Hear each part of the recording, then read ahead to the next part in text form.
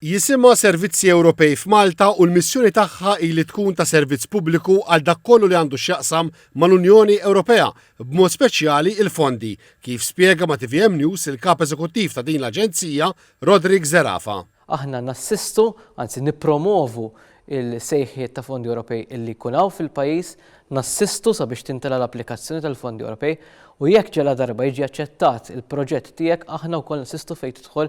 l-implementazzjoni tal-proġett tiegħek. Quddiem iż-2.2 biljun euro ta' fondi Ewropej li Malta ngħatat fil-pakkett finanzjarju l-ġdid mill-Unjoni Ewropea, is-Sur Zerafa qal li dawn il-fondi mhumiex qegħdin hemm biss għal proġetti nazzjonali ta' ċerta kobor, iżda hemm għexieren ta' skemi li minnhom jistgħu jgawdu kunsilli lokali, għaqdiet volontari, negozji, bdiewa, sajjieda u individwi. F'dan l-isfond, f'Novembru, Servizzi Ewropej f'Malta qed torganizza laqgħat fir-reġjuni biex jispjega s-servizzi li toffri mingħajr ħlas lill-kunsilli lokali u lill-għaqdiet volontari biex tajnhom jakkwistaw fondi Ewropej. Is-Sur Zerafa qal li dan qed isir b'eżempji tal-ħafna proġetti li l-Aġenzija għenet biex isiru b'kofinanzjament Ewropew fosthom kunsilli lokali li daħlu għal proġetti ta' ġemellaġġ, għaqdiet mużikali li tejbu l-faċilitajiet fil-gażini u negozji li tejbu l-operat. Però apparti minn hekk qegħdin bħalissa wkoll